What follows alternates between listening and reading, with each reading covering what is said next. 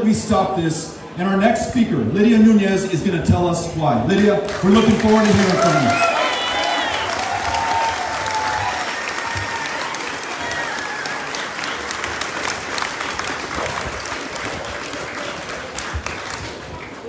I'm a disability rights activist with Gulf Coast Adapt and Adaptive Texas. I'm here today to discuss how voter suppression laws create additional barriers for disabled people and why we so desperately need the For the People Act. Voting, of course, is fundamental to democracy. Yet here we are again in 2021, still fighting for voting rights in the world's oldest democracy.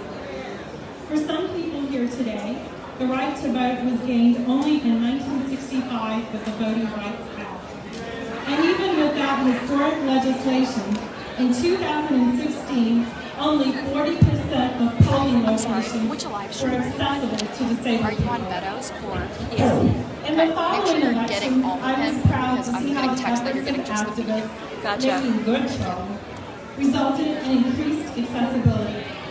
Now crowded polling locations and long lines wouldn't prevent people who use canes or walkers or wheelchairs from voting. Here in Harris County, we had curbside or drive-through voting in 2020. During a deadly pandemic, those of us with chronic illnesses or impairments didn't have to choose between our lives or our civic duty. We could vote by mail. Persistent transportation issues and even fears of a Houston monsoon didn't keep us from voting. But most disabled Americans didn't have what we had in 2020.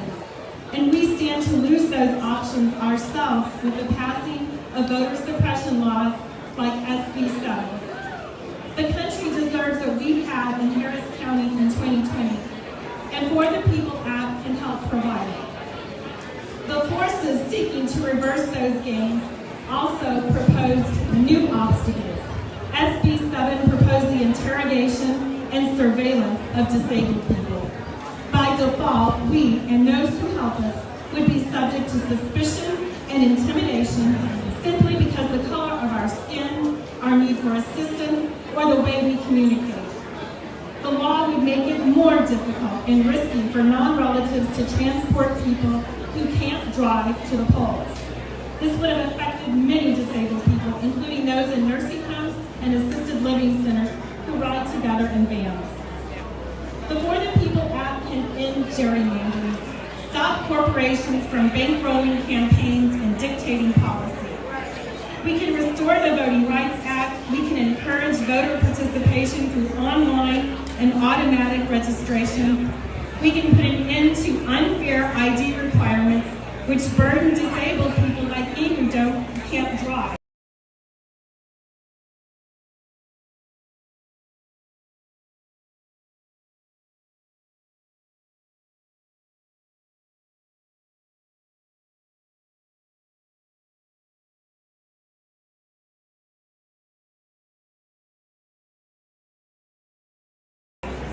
We can strengthen and expand mail-in voting systems. So let's get our boots on, you, me, all of us, and get For the People passed.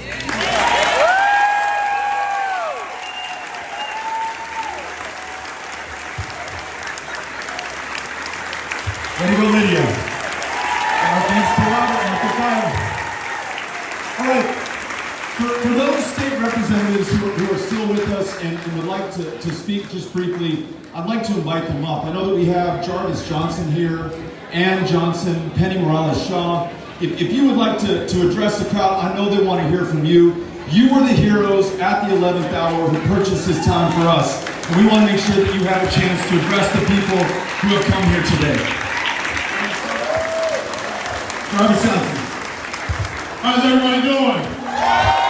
Let's give it up for Beto. This is a man that has put in the work. He may have lost the race, but he stayed 10 toes down and stayed in the fight to make sure that Texas is always taken care of. So we got to give it up for leaders that know how to lead. We're not coming here to ask you just for a vote, but coming to show and demonstrate leadership, and that's what Beto is doing. And I certainly appreciate it. Thank all of you for being here in Fifth Ward, Texas. This is where I grew up, right across the street. I live Street. My uncle lived right here on Arapahoe. This is where I grew up. This is the community that raised me. This is where I got my drug problem. Most of you don't know I had a drug problem growing up. It was a horrible thing because I had to come to events like this understanding that I had to be involved. And that drug problem was this lady right here. This is the lady who gave me that drug problem, my mother, Cleo Glenn Johnson. She gave me that drug problem because she drug me everywhere that I did not want to go. She drug me to these type of events. She drug me to church. She drug me out of church when I acted up. And so I thank her because she used to work with the late Congressman Mickey Lillard, and I thank her for the work that she's done. But I stand with my colleagues here today because we're in the fight for our life. We worked hard at the state legislature, but we understood that there was no negotiation, there was no compromise, there was nothing going on at the State House. And because of that, we made the conscious decision to say, if we're not going to be listened to, then there's no point of us being here. We made the conscious decision to get up and walk out, and we made a difference in the state of Texas, and we made a difference in this country. I think because of the work that we've done, we see that people all across this country now are more energized and empowered to do something. And we hope that Manchin can pull his head from wherever it is and do the right thing so that we can get the federal law passed and we make sure we don't have to worry about it here in Texas. But I'm going to give up the mic, but I want to tell everybody here, it's not you. You are the wind beneath our wings. But it's you who need to go and reach to get the other people because we are in for a fight of our life. But we're resilient people. My grandfather, the late Cleveland Glenn, had to pay a poll tax. My grandmother had to sit in the back of the bus. My uncle had to fight dogs and fire hoses in order just to simply vote. And I know we're resilient and we're going to still make it through this. We're not going to be deterred, nor will we be stopped. But we're not going to allow hateful, harmful legislation to be passed simply to hold people accountable. And when they tell you, oh, this law is to affect everyone. No. The law is for everyone, but it only applies to certain people. And we know who those people are. Right here, understand, those are the people that are going to get the Republicans out of office where they need to be. So thank you for being here. Thank you, Beto, for the work that you do, all the elected officials. Our state senator for doing a fantastic job. Thank you guys so much. I'll pass it. Okay, today must be my unlucky day because I got to follow this act, right? But I really wanted to say thank you very much to everybody who's here. As he said, you are the wind beneath our wings, and without you, we would not be standing here. But it was a collaborative effort when we used every tool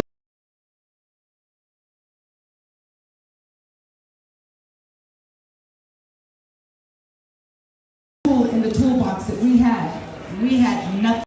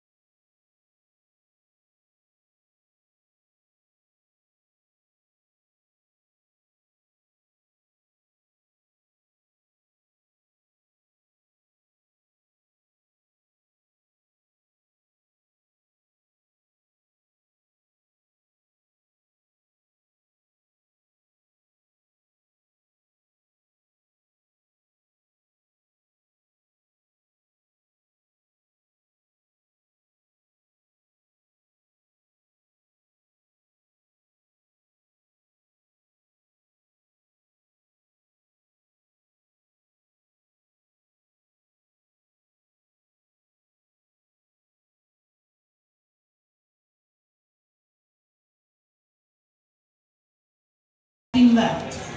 We had to grow up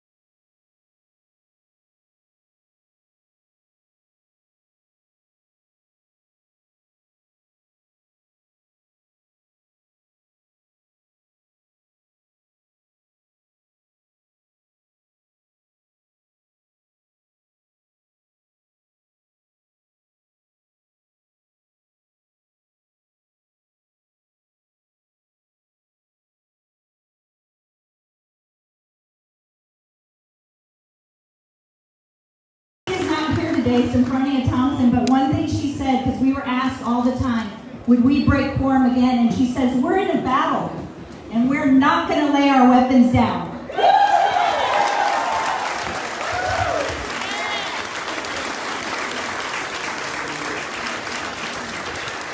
All right, we're coming up to the end of our program, and I want to make sure that we recognize some folks who are here, who won't be speaking, but have also made this moment possible.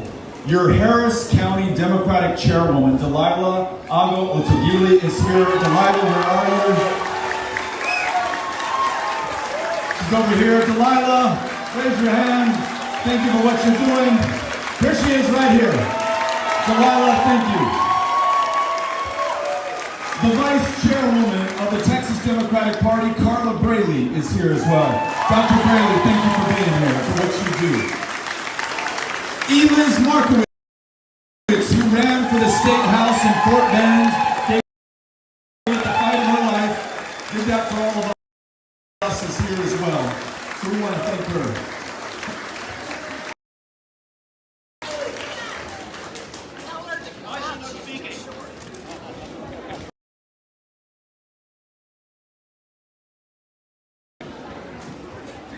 And then I've got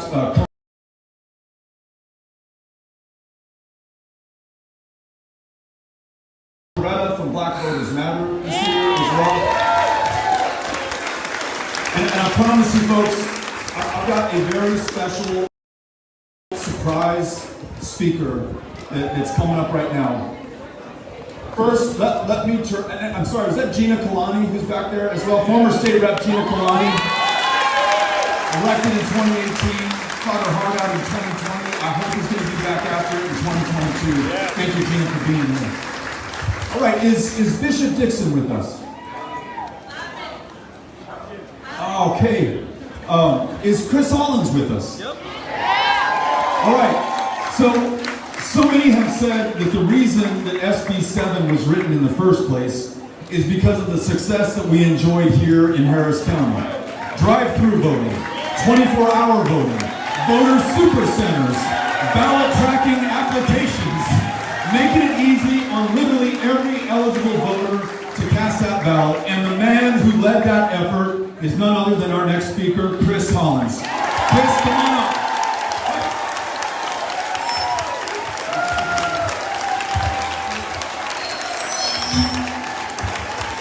Thank you. Thank you, Governor pardon me. Thank you, Congressman O'Rourke. What's going on?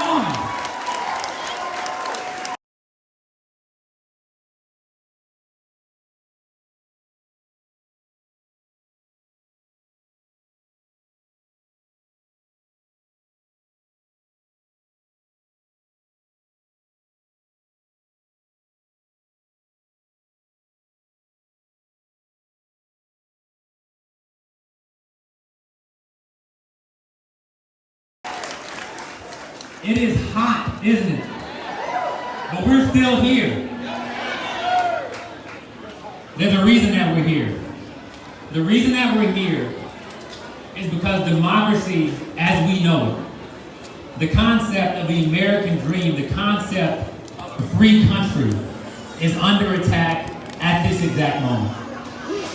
And we are here because we believe in that concept, and we are going to do everything that we can, blood, sweat, and tears, and heat, to get in the way of anything that would stop us from exercising the fundamental right to vote in this country.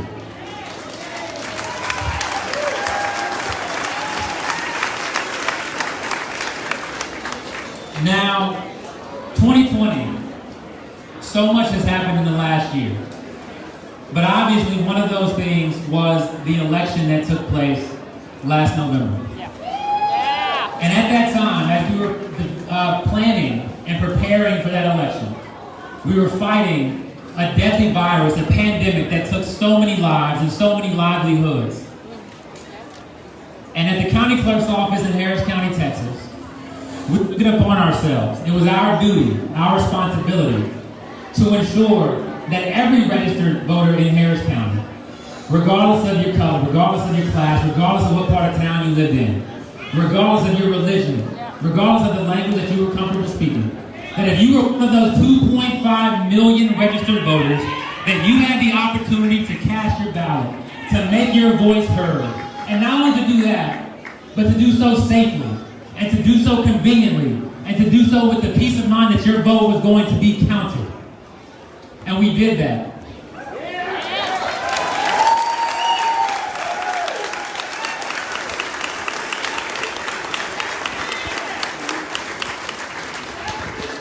Our office, with the support of public servants across the county, with the support of more than 11,000 volunteers, many of whom I know are with us right here today, we brought democracy to Houston and Harris County.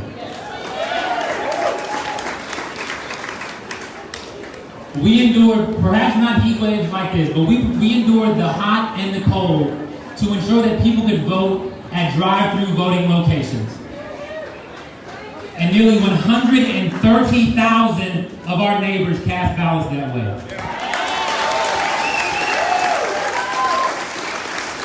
We extended voting hours so that folks who are stocking shelves at Kroger and H-E-B at 2 and 3 in the morning, our first responders who are clocking in at 5 and 6 a.m., the folks out at the Port of Houston, our welders and electricians who get off in the middle of the night, our teachers who were staying in the classroom until 9 and 10 p.m. to make sure the students are getting a world-class education right here in Houston.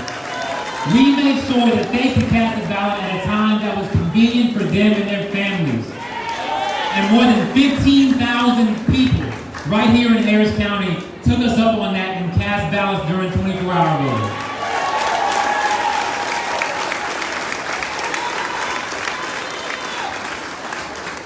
We sent applications to vote by mail to the 400,000 seniors, those 65 years of age and up, who were most at risk during the time of COVID-19. And we gave them the opportunity, if they would like to vote by mail. And we had nearly 200,000 people actually vote by mail right here in Harris County.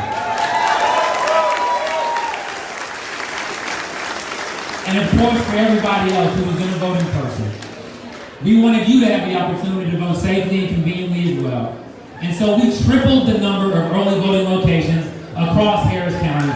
In every single quadrant, every precinct, we made sure that you were 3 times as likely to have a voting center near your home, near your place of business, near your child's school, near your church or your place of worship. And the people of Harris County showed out. Nearly 1.7 million Harris County residents, Republicans and Democrats, it doesn't matter, came out to participate in our democracy. And that is what we are fighting for right now.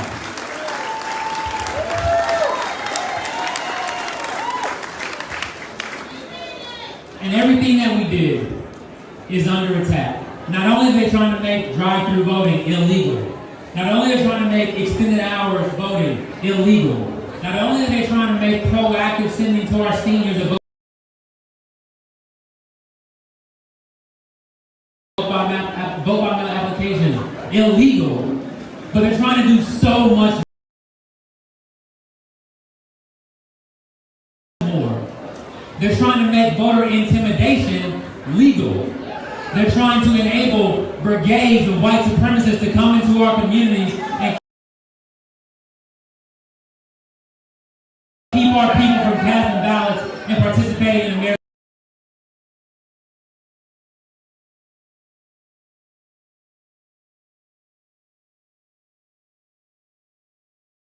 democracy. And we will not stand for that.